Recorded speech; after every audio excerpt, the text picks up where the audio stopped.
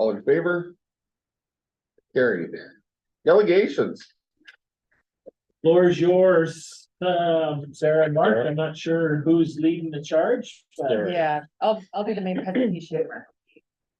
I'm the eye candy. Yeah. Oh, Mark, that ship is sailing along. The cock candy, did you say? I'm the eye candy. Must be a Oh, fisherman's that friend. is This? I do, Oh. I do, I do. Rico now.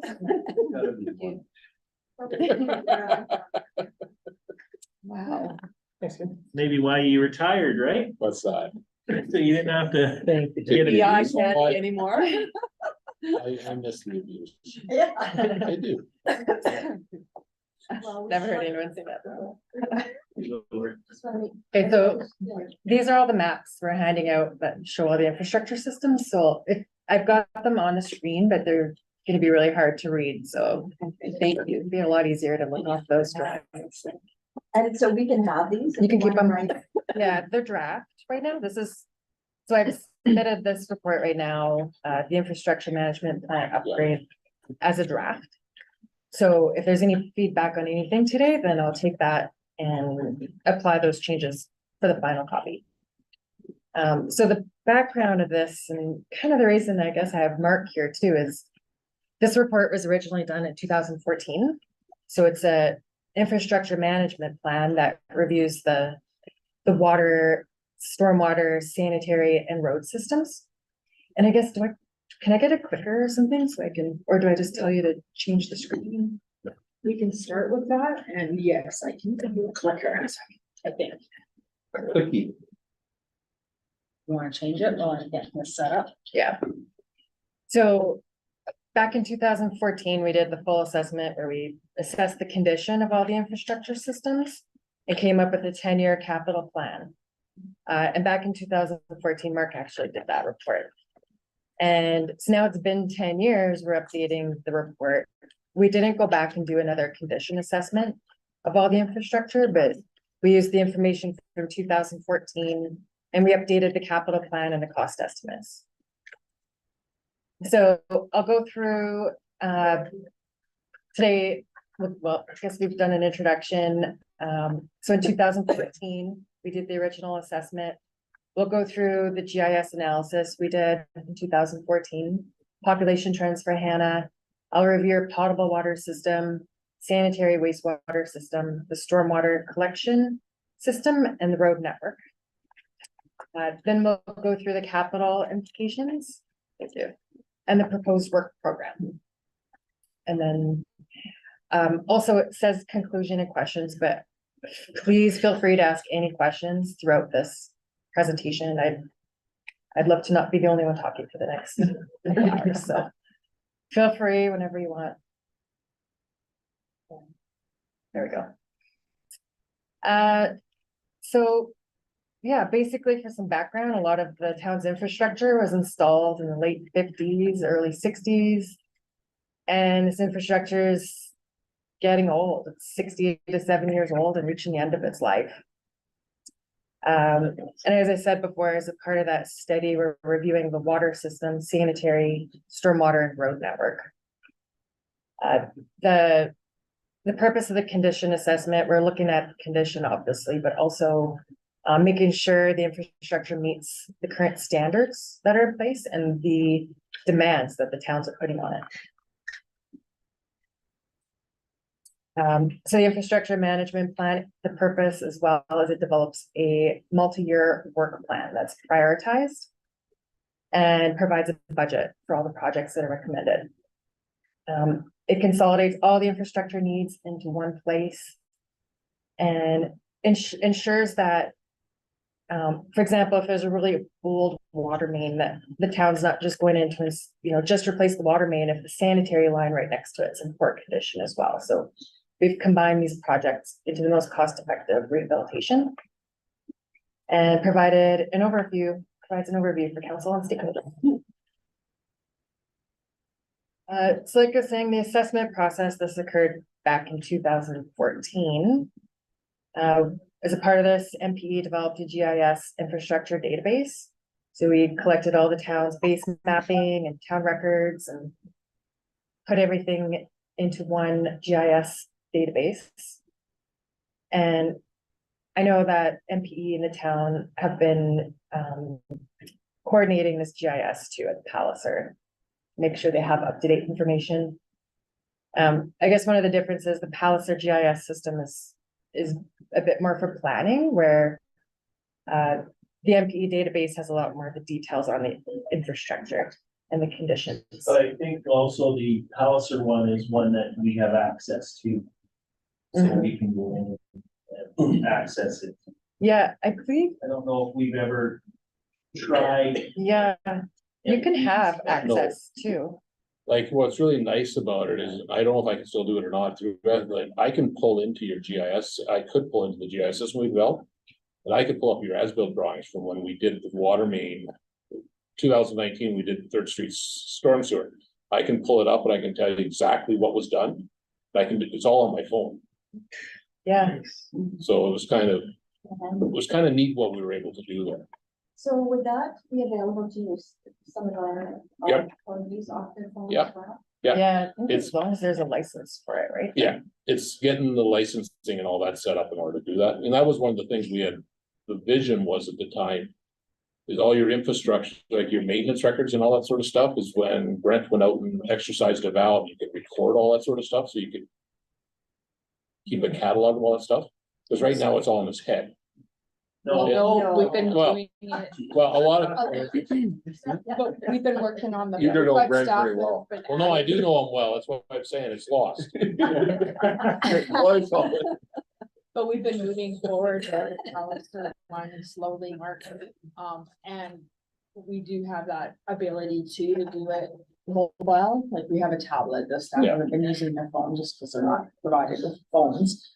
And they, then when they do, if they have a water break or something, then they can confirm the data that's in the Palliser system and update it if it's not Yeah. correct or accurate, and then Okay, so They've been you've doing- been going down that road, then, that's good. but we Yeah, also on our absolutely, server. but the stuff that you guys have is supposed to be shared with Palliser, so if all of your notes are there, then. Yep. But we also have, I'm not sure what you guys call them, but reports on. Valve reports and Yeah, on the property server. service reports, anything we're done, we go in on the computer and change that. They Yeah. still have the paper. But copies. Braden has been keeping up on the tablet very well. And taking pictures and, yeah. Like that GIS is a very powerful tool. To catalog and do things going forward. Okay, yes, the GIS is used to collect all that information. And it all went into the GPS, the evaluations on all the different infrastructure, and then was combined into a score for each section of the town. And we use this risk matrix in the bottom right there. This one shows the water pipeline one, just as an example, so it goes over the importance of the pipe and the condition and comes up with a risk score for the priority of that segment of pipe replacement. Okay, moving on to population trends. The table on the right there shows the historical population for the town. You can see that in 1965 and 2022, the population is almost the same. So there hasn't been much growth in the town, kind of peaked in around 1991, but yeah, basically populations have been staying about the same. So the potable water system. So this is the first drawing in the handout, so you can see it a little better. But basically the town's water system starts with the Henry Kruger water treatment plant on the south there, and there's pumps in that plant that are dedicated to the town, and they pump the water to the town's distribution. The colors on the drawing are showing the different pipe diameters. Do you want this? For notes. No, those are old. I got my notes here. Oh, Yeah, no, it's okay. And Yeah. is there, which goal, like which size is where they should be? Is the 400 millimeter? Yeah, so all the different colors, this map shows the existing diameters, and then I'll, in a few slides, show you where they should be upgraded to. So. Yeah, you can see here that a lot of the pipes are 100 millimeters, that's the dark blue. And the light blue, it's 150 millimeters, or like 4 to 6 inches in diameter. So back in 2014, we evaluated all the pipe diameters and the pipe materials. We reviewed the hydrant spacings and flow availability, and we provided a water model to find out what the capacity in each of those hydrants are for the fire flows. So the only comment I have around this, I know we talked about the condition, but we don't know the condition of the water. Yeah, So that's the challenge. We may know what they're made of, but we don't necessarily know the condition they're in. There's not something you can identify and monitor and like sewer, we can run a camera down and get a good indication, but water, we can't. So when they talk condition, we know approximate age and we know what we think the material is, but we don't necessarily. Well, when we go to condition, we go on break history. So if there's been a lot of breaks, like when we were like out here in front of the home hardware, we placed that a couple years ago. There was a couple of beam breaks on that one. And that's why we knew it was getting in bad shape. Yeah. So that's typically how we go on water main, is if there's beam breaks on the old days, asbestos cement, or if you start having a lot of curb stop problems. Because they'll start to rot out. So just curious, why all the different sizes? This is, it just depends on the flow going through the pipe. So so for example, the larger size pipe is the red one. So that's the one that starts at the water treatment plant. So the flow rate through that is higher. It's providing all the water to the distribution system. And then as you branch out, they typically get smaller in diameter. So isn't that another challenge for the people trying to have a water break? With just knowing exactly, then all of a sudden you're having to join a smaller pipe with a bigger pipe, and is this normal? well, it's the problem with the small pipes, and we don't do it anymore. You got a lot of 4-inch in your system, a lot of that 100 millimeter. We don't typically install those anymore. You won't see those in an urban environment because they don't provide fire flow. That's the biggest problem. And you've got a lot of 4-inch lines out here that were installed back in the 60s. But that was the standard of the. That was the standard of the day. That was the standard of the day.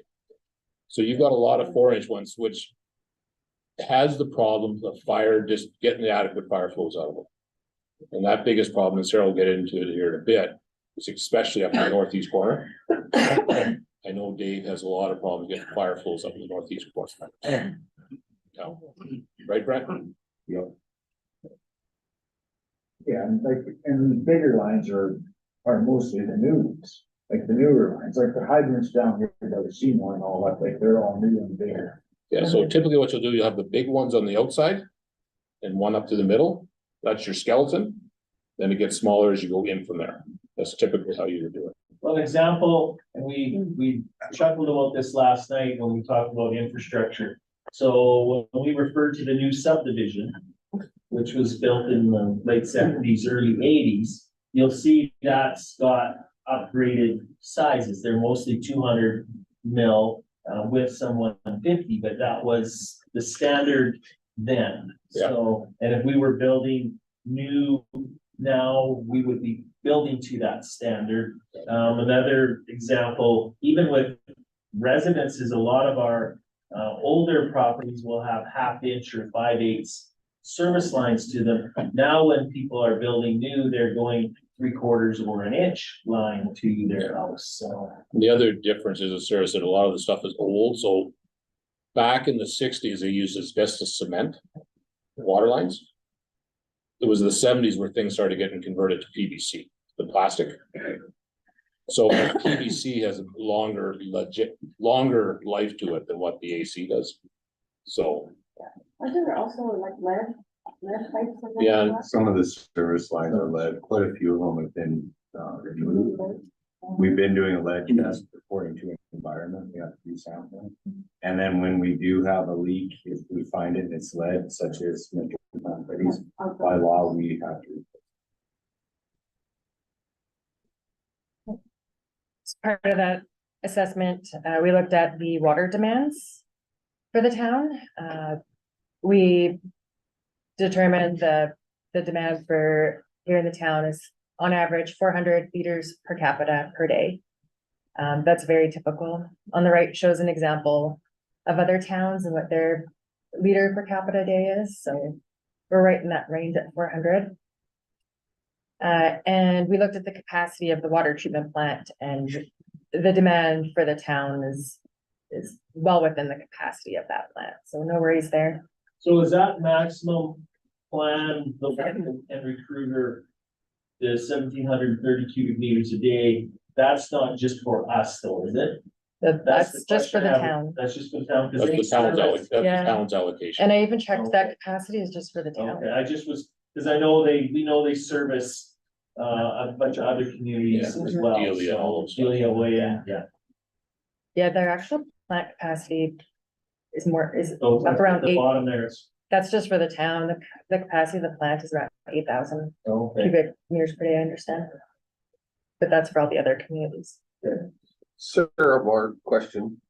So for example, hypothetically, we were going to change water lines up in the northeast portion of town.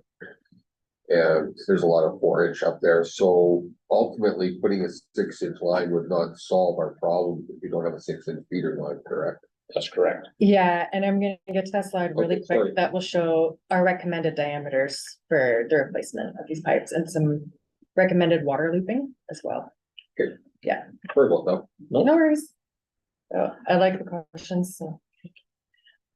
Okay, so, this slide here on the right, there's that table that shows your diameter of the pipes and the lengths. So you can see about like more than 25% of your pipes here are that 100 millimeter in diameter.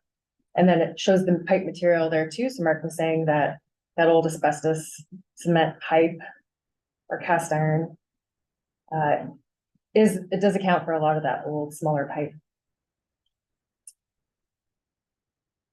For the water modeling as well, we've been saying some parts, they don't provide enough flow for the fire, but for domestic flow, so everyday flows, the system seems to be adequate. It's those fire flows that don't quite meet the demand. So this map on the right shows the hydrant coverage for the town. So all the blue circles, that's showing the coverage for each of our hydrants. So the hydrant spacing has been determined to be adequate. But like we had said, the pipes, any pipes that supply a hydrant should be at least 150 millimeters or 6 inches. The desired flow for the fire, at least back in 2014, was 75 liters per second.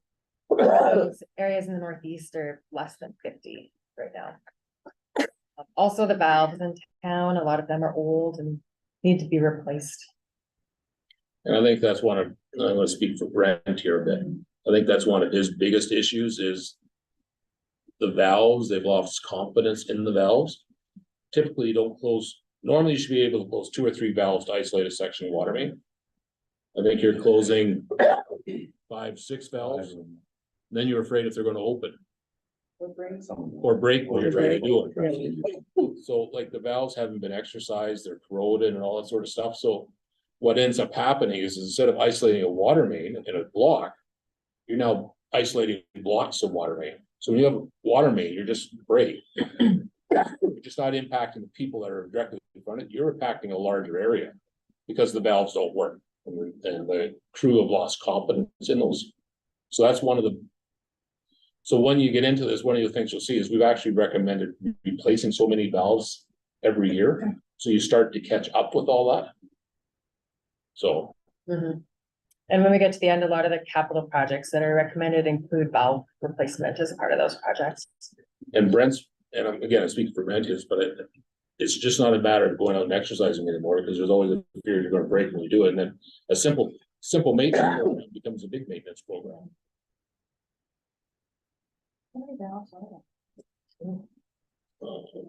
Close to 400. I used to know, I don't know anymore. 450 dollars. If I had a computer, Oh, yeah. Yeah, roughly over.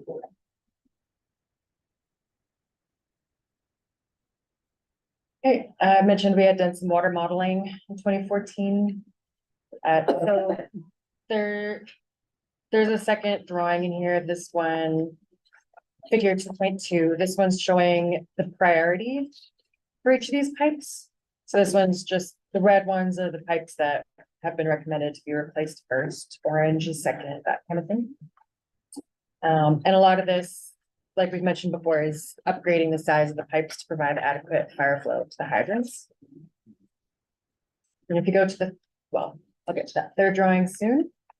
So this one here is showing the actual asset value for all the pipelines, the water pipelines in town is over $31 million.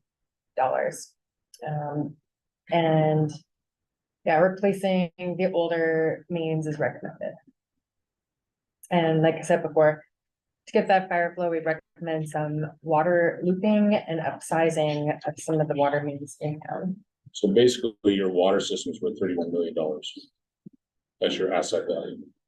Not bad to say, but New, not bad to say. That's, yeah, Yeah. So this is that third figure, figure 2.3. So this is where we actually show the recommended diameter the pipelines should be upgraded to. So the orange pipe along, so this is a new pipe actually that's recommended down Pioneer Trail and up in the northeast along Fox Lake Trail and first short segment down Railway Avenue West. So that's the 300 main we've been talking about that will significantly help that fire flow to that northeast end of town. Also, you can see the red line that goes down Center Street. So that is another recommended upgrade to make that a 300 diameter spine that goes through the town. And all the pipes that are highlighted in yellow, those are all the 4-inch lines that are recommended to be replaced with at least 6-inch. Two is you really only have the water main that comes up from Henry Kruger right now and then ties in at Center Street and Railway. Yep. Is really your only feed into town. If anything happens to that, your system's down. The town is down. So the other, that line going up Pioneer is your second supply to the town. So that's why we prioritized it so high. So that would go down South Municipal over to Pioneer and Yeah, then. well, right now you're already down South Municipal. So right now you've got water to John Deere dealership. So we've when we built the service to John Deere, we put a 300 in there. Knowing that ultimately the plan was to go all the way up Pioneer and then come back into Railway. So we always knew that. So right now the priority is to get from John Deere to Railway. That's to get your second loop. Or to Pioneer, or To Fox Lake. Well, Pioneer, the railway is there. We kind of split this up into phases. Yeah, so we split it into two phases. So one is to get that piece done. Yeah. That gives you your second supply. To the town. To the town. Yeah. The second priority is to get that piece up Fox Lake and around. That forms your skeleton. That's your skeleton of the system and everything ties into it. So that improves your fire flows up into the northeast. Right. Yeah. Because you got a second supply up there. So that improves all that. And it improves the flow to the hospital because when in 2014, was it 2014 we did the Fox Lake Trail line, Kim?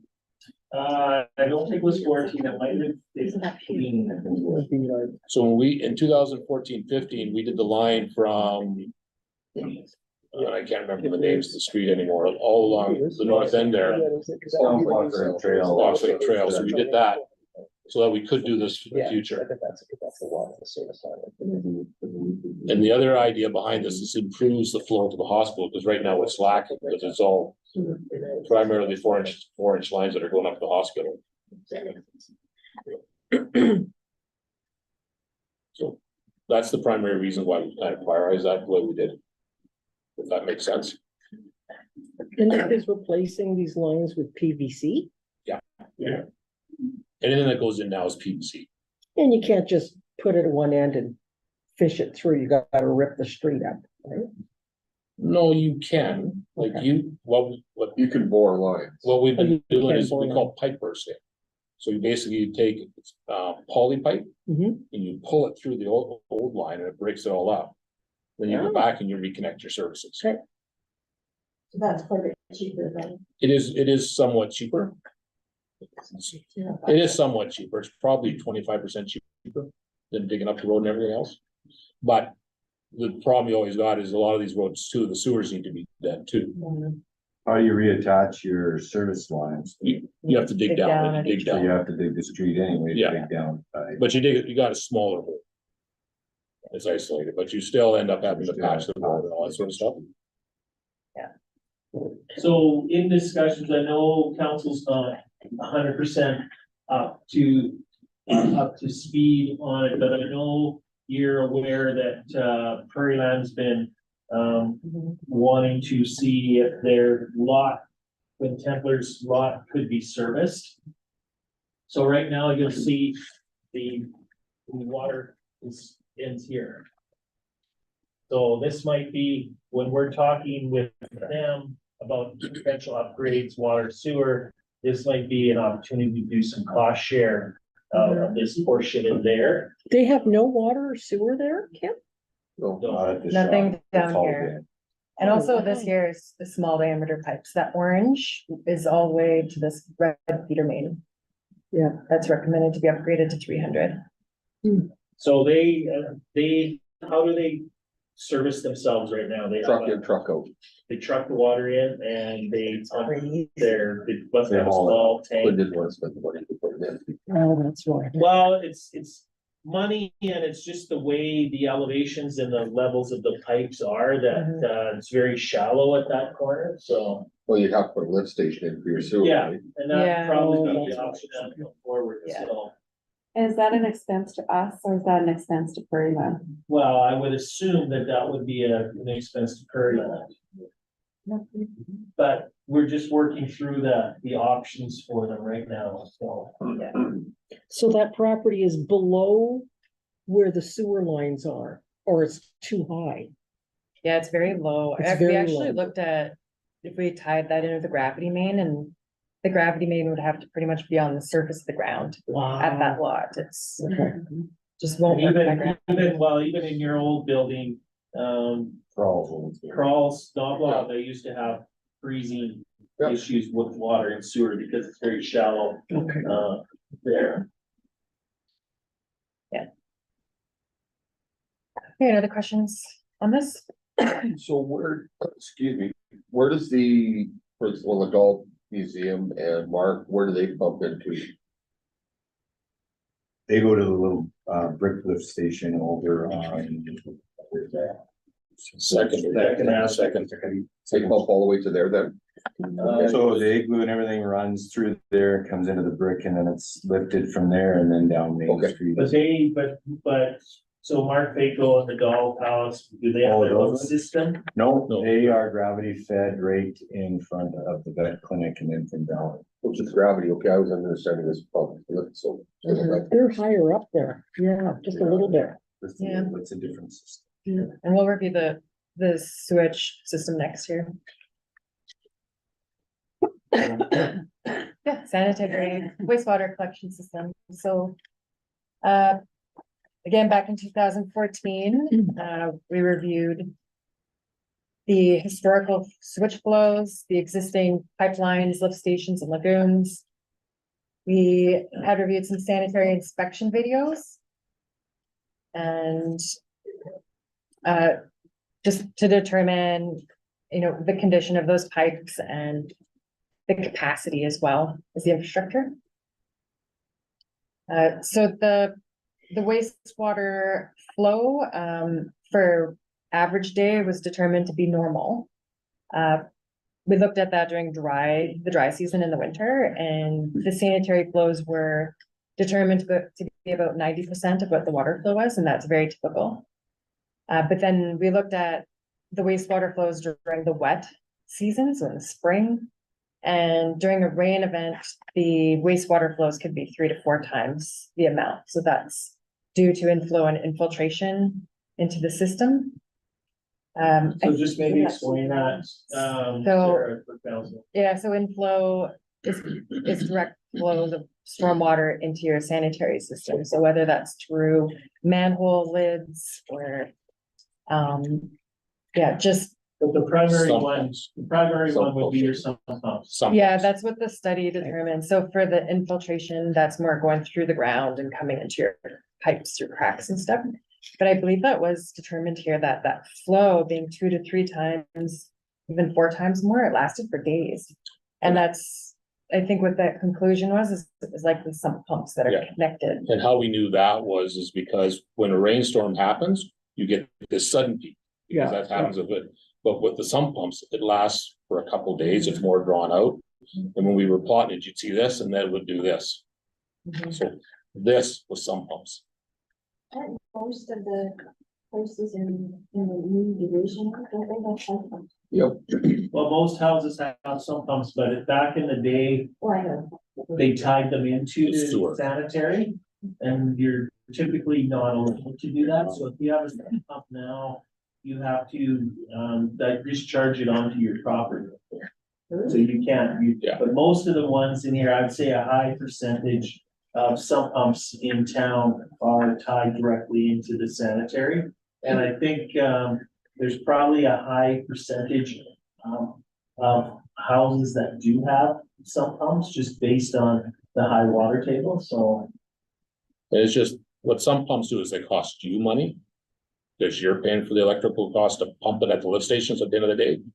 And you're paying for that cost at the lagoon. Because it eats away at your capacity. That's why you want to try and get rid of the sump pumps out of the system.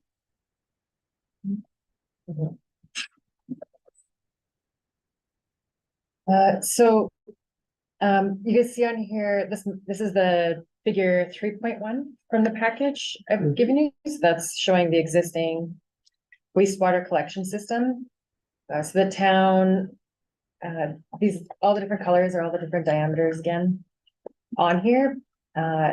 There's also, there's a bunch of lift stations in town. There's a few private ones, a few small town lift stations, and then there's the main sewage lift station on South Municipal Road here. That visitor information center. Yeah. Council had a tour of that, about a year ago. And that pumps all the sewage to the town treatment lagoon. That's about 2.6 kilometers south of town. So part of that condition assessment, we reviewed the capacity of the wastewater system, and everything seems to meet the demands for the town as far as capacity.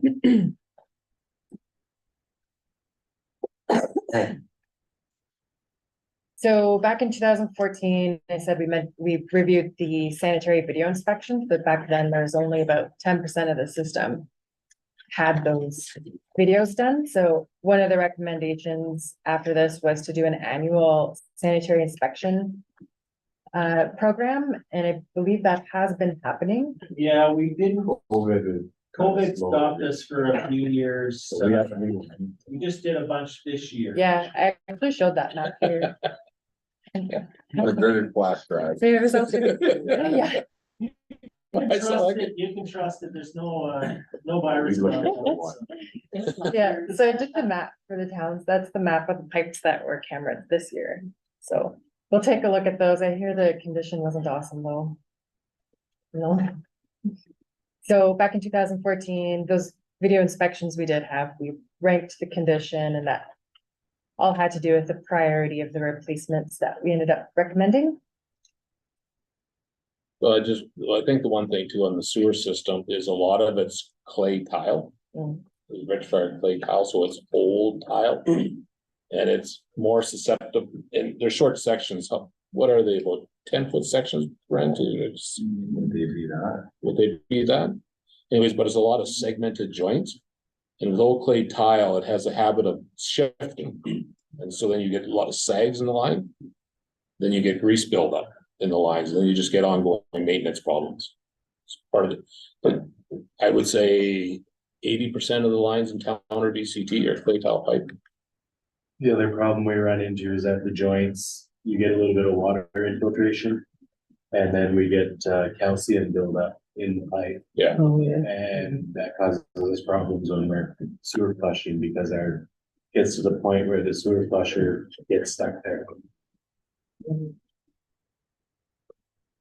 don't have medication for that?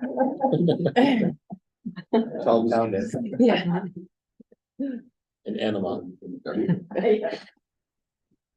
Mhm. So similar to the water system, we did this risk matrix to evaluate pipe condition and importance level, and came up with a prioritized list of pipes that should be replaced. So that's what this figure is showing. That's figure 3.2. So the different colors here is showing the priority. So the red is the highest priority, then orange is second. Blue and green are the better condition pipes.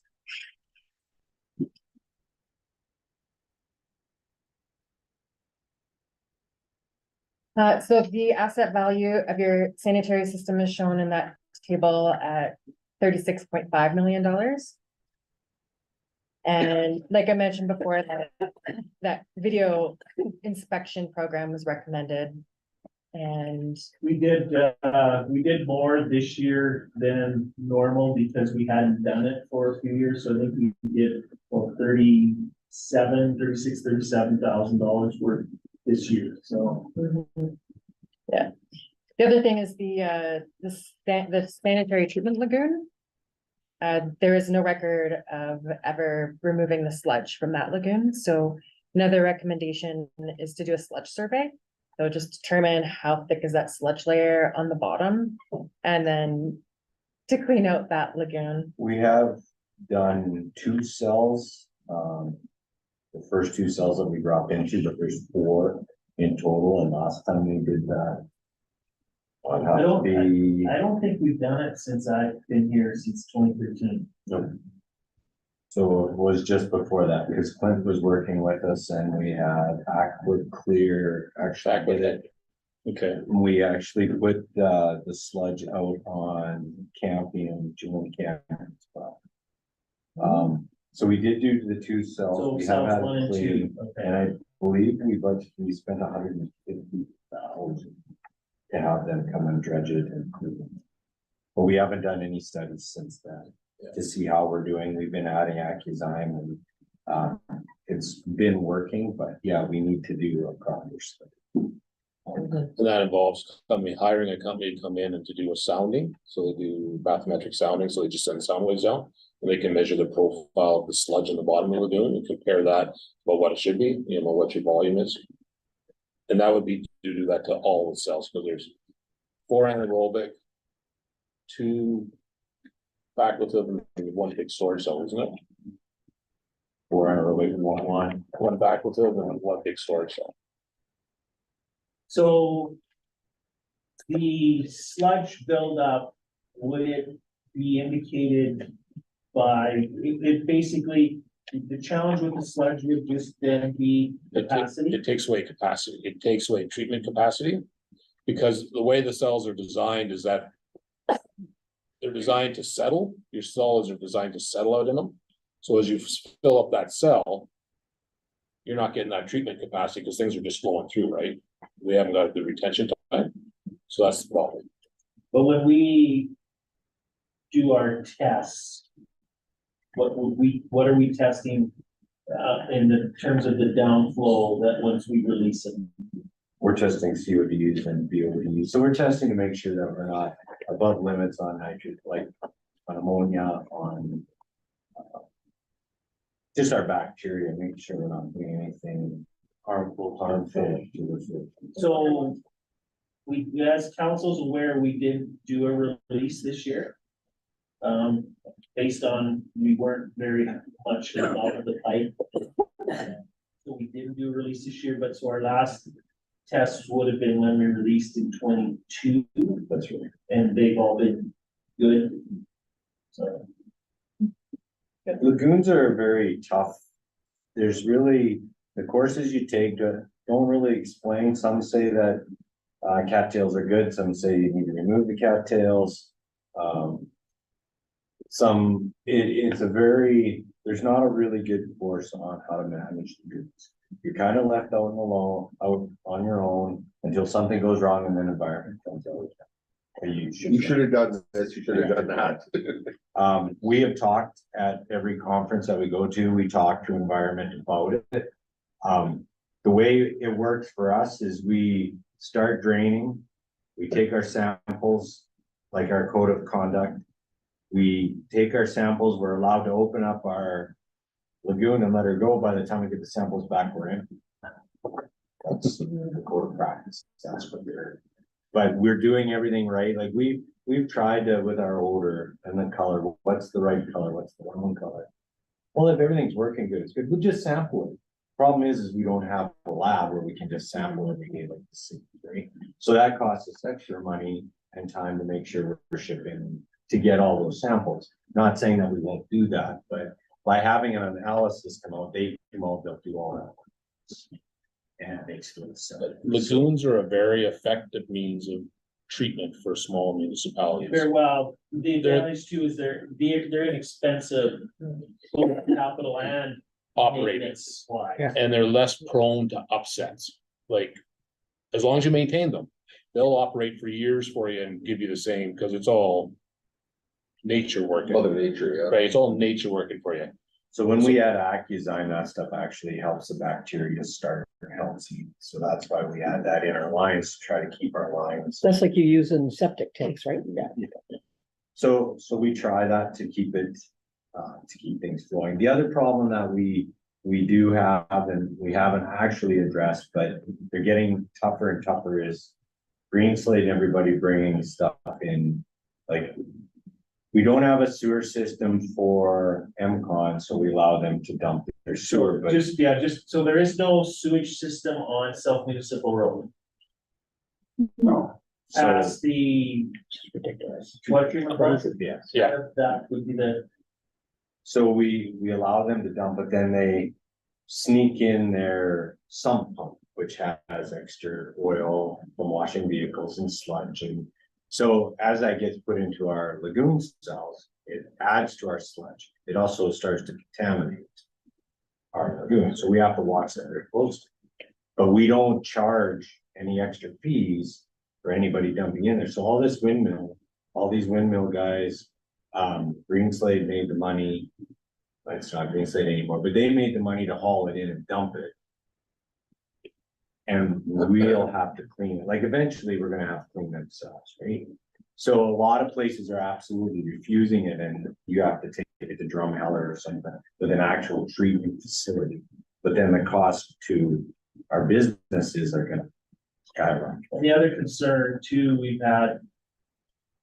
When Brent says windmills, so they're basically, correct me if I'm wrong, they're basically cleaning out their portable toilets, right? So you don't know what's put in a portable toilet that's getting sucked out and cleaned out, and then it's in their truck and they just come and they put it into our system. So sometimes you've got chip bags or whatever somebody decides to throw into that portable toilet. And so why do we need policy on this? So why are we allowing Well, this we to take place? charge- and we're not charging. We've been allowing it because we've tried to help our local businesses out of a problem that they don't have anywhere to take it. But that's not local. Well, the Green windmill- Slates is local. Well, Well, Green Slate, the but businesses, yeah. they're not accessing from a local, they're accessing from outside. Green, and having said that, Green Slates are actually, the drivers that drive for them, they understand, because we have locked them out and said, that's it, we're done. They are really good. Tough, on the other hand, has been a bit of an issue. We've had a couple incidents where we've gone and we've actually charged them for some cleanup, and then, so we try to keep the gate locked, we try to know when they're coming in, and we try to monitor that. So when the environment comes out and says, you know, you've got this extra, well, yeah, we've been allowing this many of those. But it is something that is coming down where we might have to say, you know, environment is absolutely saying this cannot happen. Just so you guys are aware of it. Yeah, I agree. I think it's an extra cost to us to handle stuff that isn't necessarily supposed to be in that lagoon. Then if we'd have used it, it's all right. We'll have to really look into that because it does add administration. They'll have to come and do things, but we have looked at that. I just wanted, since we're talking about it, let you guys know about it. It's something that we deal with all the time. The courses aren't really there, but they are expensive, and by adding our chemical, we're doing the right thing. We'll need to do this assessment to make sure that we're not getting, they should be cleaned, what, Mark? Valued probably Every 10 years. and we're well over that. The first one was, Well, you've got, the first two cells would have been done 10 to 12 Yeah. to, so the other two are when we were built. We Yeah. haven't touched it. I don't remember them being clean since I've been in Hanna. And Bill, when I talked to Bill, he never remembered them being clean. Well, he was looking after things either, so that's probably 30 years we're but talking we about did there. clean 1 and 2 though, you're. Yeah, I don't remember It'll be doing just- those. It'll be about 12 years that we cleaned the first two. So, and they were the worst two, but those are the ones that we were always dumping into. So that would explain why they were. the Yeah, worst. yeah. And we've been adding bags, fall and spring, actually right to the lagoon to help with odor and to help with the bacteria to start. That's why you're at this. So I guess that's kind of why we're recommending at least do the survey next year, so you know what you're dealing with. Yeah. It should be done so that we Yeah. do. Would it be beneficial, Brent, with the sewer lift station, and we get called a turd grinder or whatever the hell it was? Would it be beneficial to be dumping there versus at the lagoon so that the product that's going out is processed slightly? We had discussed that. We had looked at maybe building a big dump grate in the old lift station, so they have to dump through the grate, so it does go through Yeah. the muffin grinder. That is a possibility. No, I just, Yeah. No, We we have, talked we about have it, yeah. looked at it. We've talked to Richard about building it. Just the thing is, then I guess like we would have to go down and supervise them to make sure that if the grate is full, they're actually using a garbage bag and not one of us. Which I mean is totally, been there, done it. I was a kid, summer student for the Counterville Point and cleaning the grates, so I mean, it's totally something that we might have to look at, and then we might have to look at a disposal fee too. But it's, correct me if I'm wrong, it's come and go, it comes and goes. It's like early, when I first started here, we had, Ledcor and, Bechtel, and they were doing the, transmission lines, so there was lots of portable toilets and stuff around. Then that project finished and it was quiet for a while, but now that there's more activity out there, there's more of the toilets being used. But it does come and go at times in terms of our use. We certainly will do the local stuff, like we do special areas. We take our own stuff there that we haul out of, Fox Lake and the triplex and the airport, and we dump that, but it does come. I know when we first talked about it was a while ago, and that was kind of when Bechtel was busy and they were doing stuff, and it was, these guys were getting called regularly to go open the gates, and we talked about it, and then it kind of went away for a while. Now it's starting to build back up, so. And the thing is, even if we built a sewer line, that wouldn't stop MCONs from putting their stuff in the system. Right? So we can get mad, we can say that if we could stop them, but if you add the line, you know, people flush stuff down your toilet, you're not supposed to, so yeah, it's just a thing I wanted to bring up and make sure that you guys. so also we have rural dumping there as well, because I mean, if Top or Green Slates or Hoffman's or whoever is cleaning septic tanks in rural, that's coming to our lagoons. So like Wassels and everybody out by Fox Lake, Yeah. they will come to our lagoon. Casey's really good. He only does the water treatment plant. He doesn't own or bring anything. Like, that's the only time I see him is for the water treatment plant. Yeah, You're right. yeah. We are doing rural. and some gas plants. You know, everybody that they work for. So I have no problem putting in a fee for outside dumping. I mean, your time is valuable as we're going through budgets and stuff. So I mean, I have no problem putting in a fee for that. I mean, the work is being paid for. And I mean, I just, for example, if they pick up garbage and they haul it to the dump, they pay to dump it. So I don't think we're totally different than that service. Sure.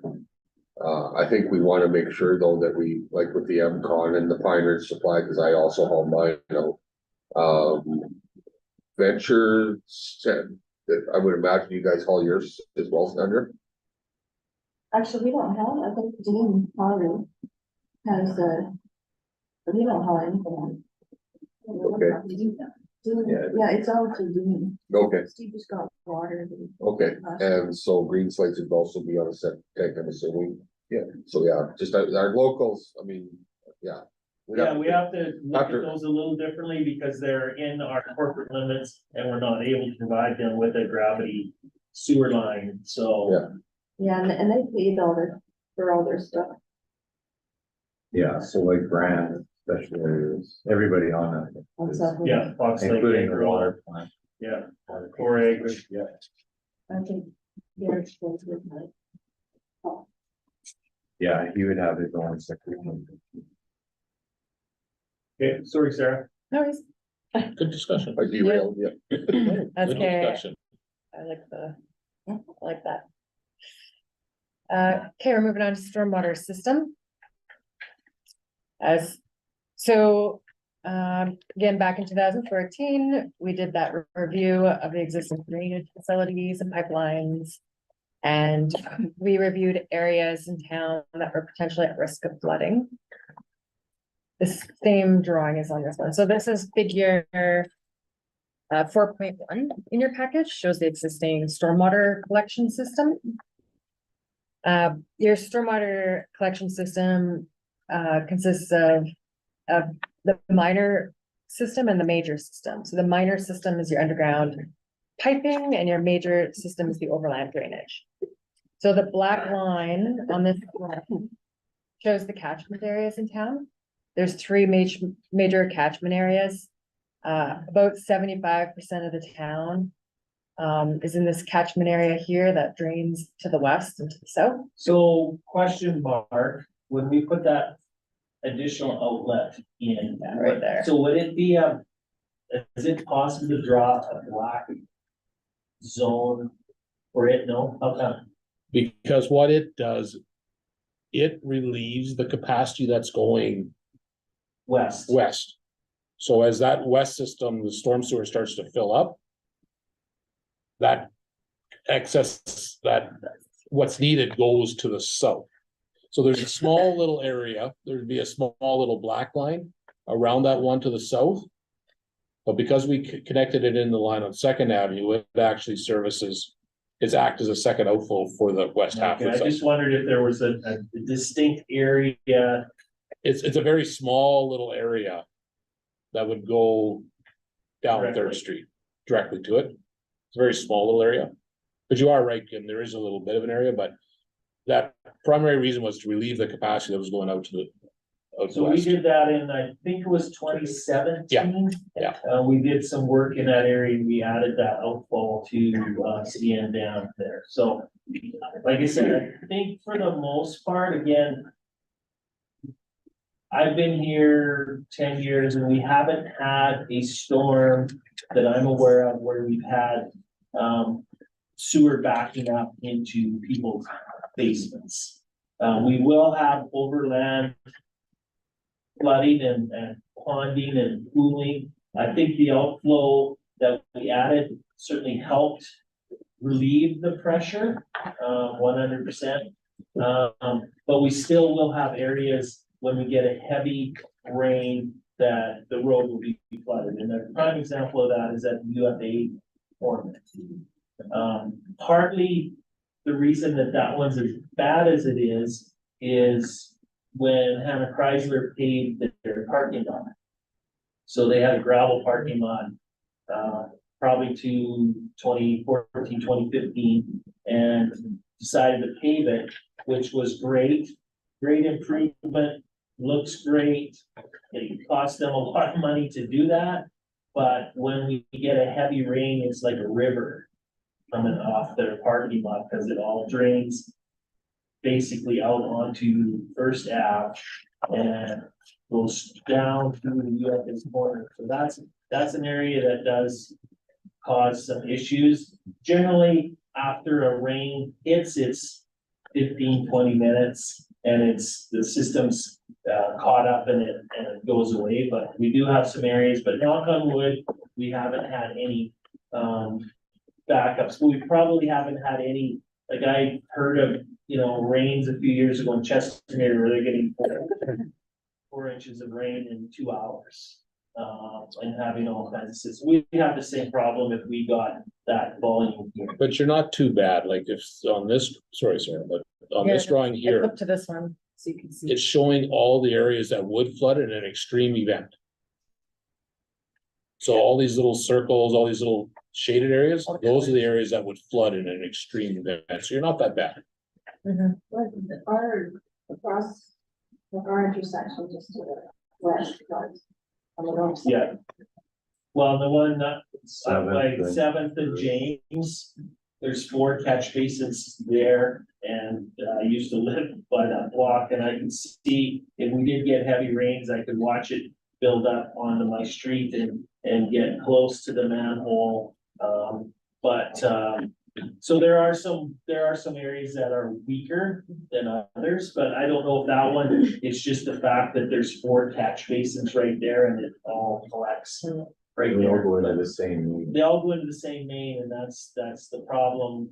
You people in that area will go, well, you need to upsize the pipe. You need to make it bigger. Well, we need to make it bigger all the way to the outlet or you're not gaining much, so.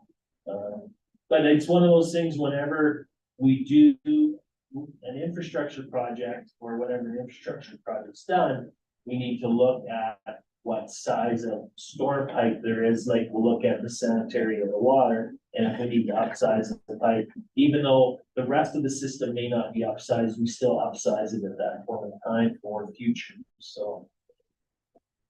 It's like Mark said, all the colored areas on this map. If there's anything we've missed, let us know. It would be great if we could somehow direct it all into CN, because we know we've got no water to CN anymore, so. And we have not cameraed or looked at any of our storm systems.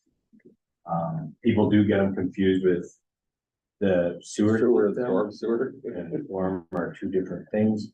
People believe we have a gate at the end of town when we can control it, it just goes out.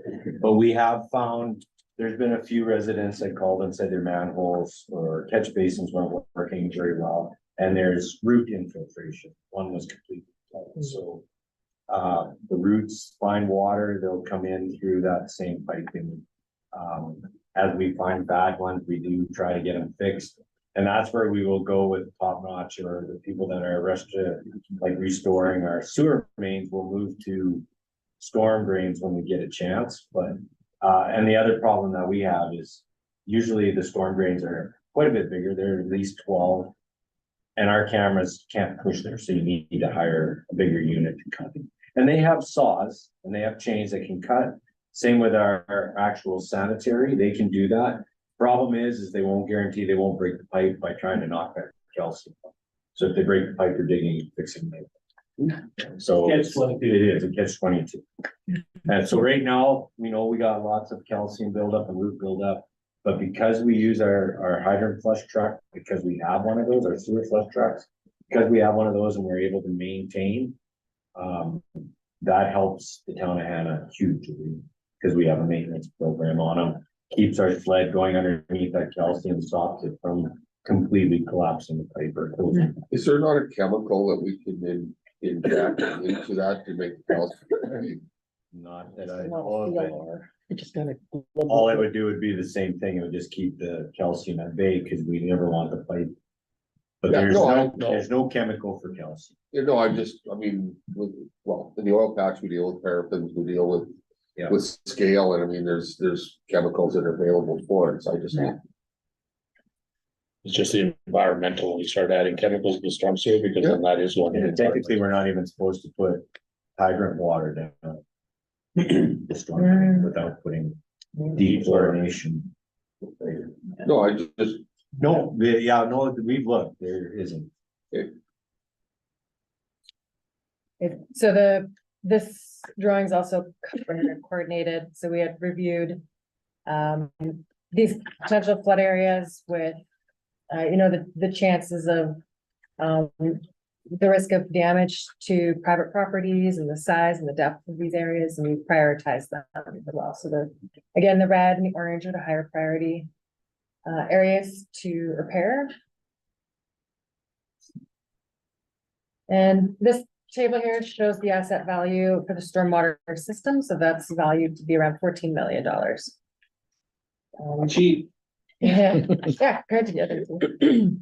And so we have our diameters listed here, and the lengths you can see, kind of between 300 and 900 millimeters with all these storm pipes and almost 200 catch basins in town.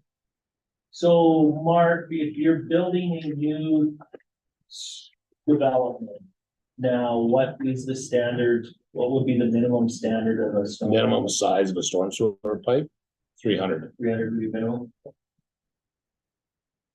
It depends on how big of area you're picking up and all that, but Yeah. the top end for a service subdivision would be at 300.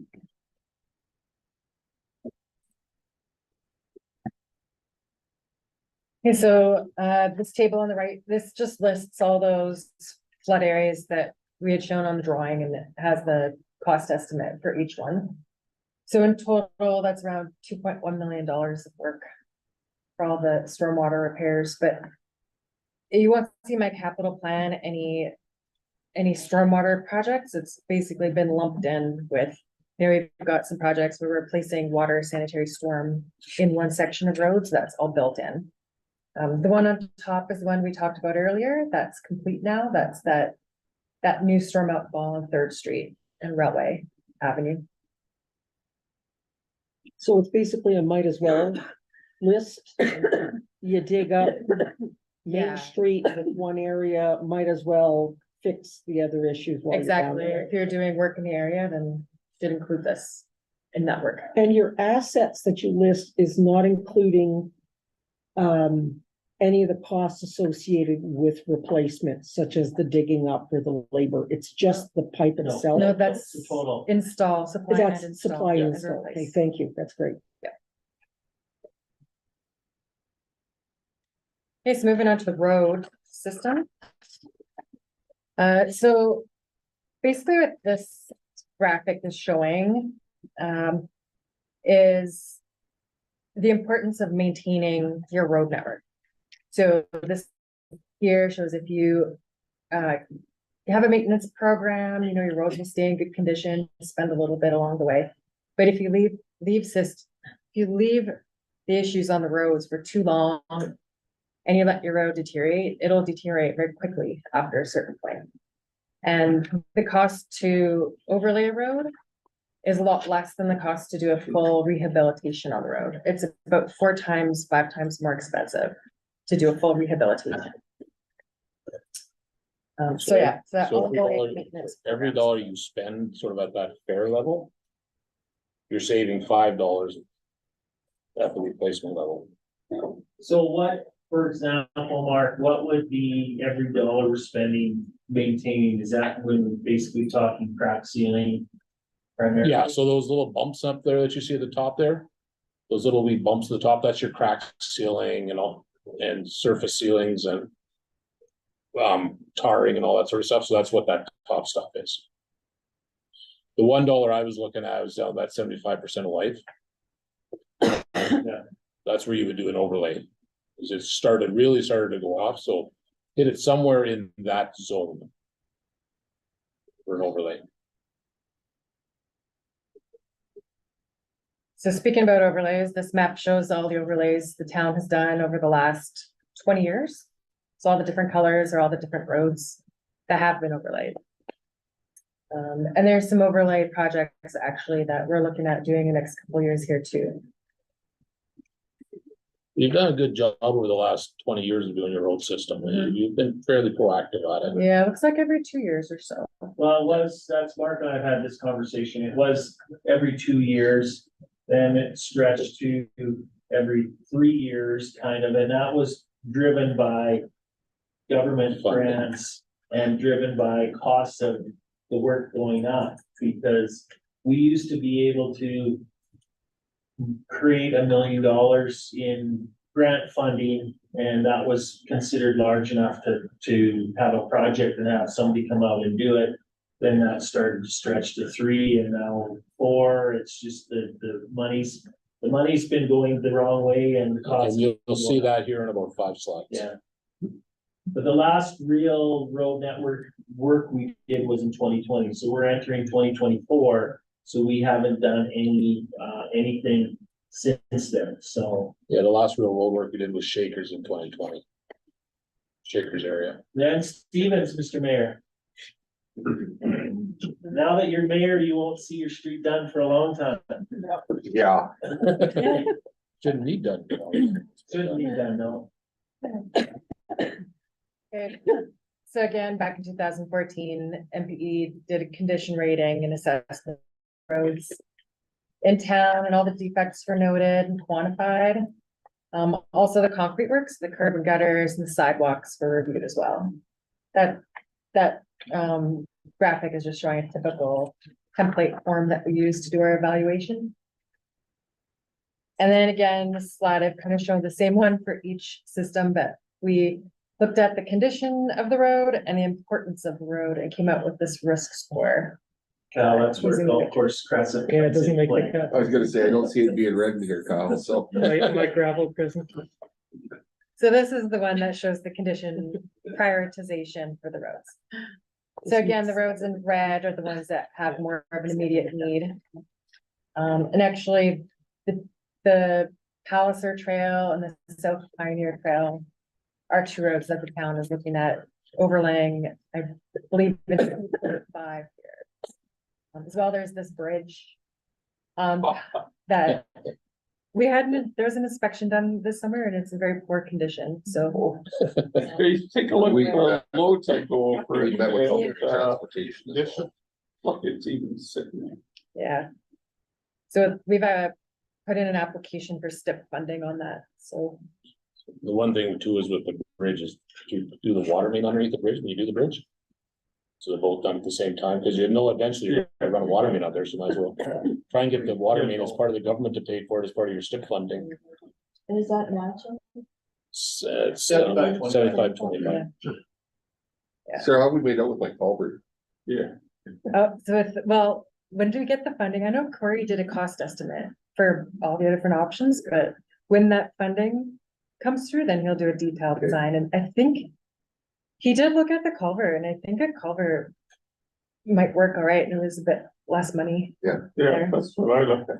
Yeah, Well, the interesting part of that bridge is, on the outlet of that bridge, it crosses, South Municipal through, I believe it's 2 12-inch culverts. And then it crosses Highway 36 on under 2 24-inch culverts, so, the flowing waterway thing is, It's not a capacity issue. yeah, it's not Yeah. capacity. It's just more working in water. well, that's what I'm saying, so, I mean, if you know, we were talking 6-7 foot culverts because of the bridge. But ultimately, I don't think we even need to go to that, I mean, I'm not an engineer, Yeah. but that's what I'm saying. So once we get that project, the detailed design, I know he has in that scope to do Yeah, I that talked- hydraulic assessment to Yeah. just see what that volume, that area is needed You betcha. for that. I know we did a project in Bicycle where we had to replace a bridge. And the cost of the culvert was about 20% cheaper than the cost of the bridge. Yeah, and that's about what Corey found too. In this, It's about 20% cheaper. So And less maintenance.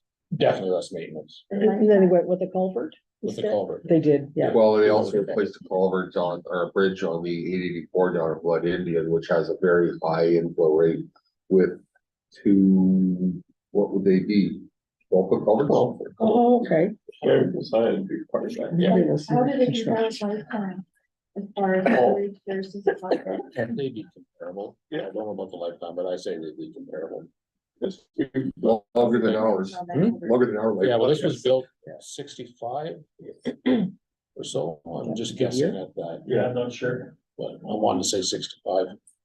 Yeah, we're down to a two, Kim, Yeah, different the components of it. and we had it inspected 2 years prior to that, and there has been more corrosion on the girders underneath, so. The challenge you've got on that is to get it into the queue to when you get the funding. Because from the time you make the application to the time you actually get the funding is probably gonna be a couple year drag. What we had to do in bicycle is we typically close the bridge. Degrade the bridge and. And put a weight limit on the bridge. Then we use that as our argument saying it's immediate, it's a safety and emergency risk now. It's cutting the town off from emergency management supplies and fire services and all that sort of stuff. You gotta make that case to get it up the queue. Well, this would have been a fantastic year because we have the water.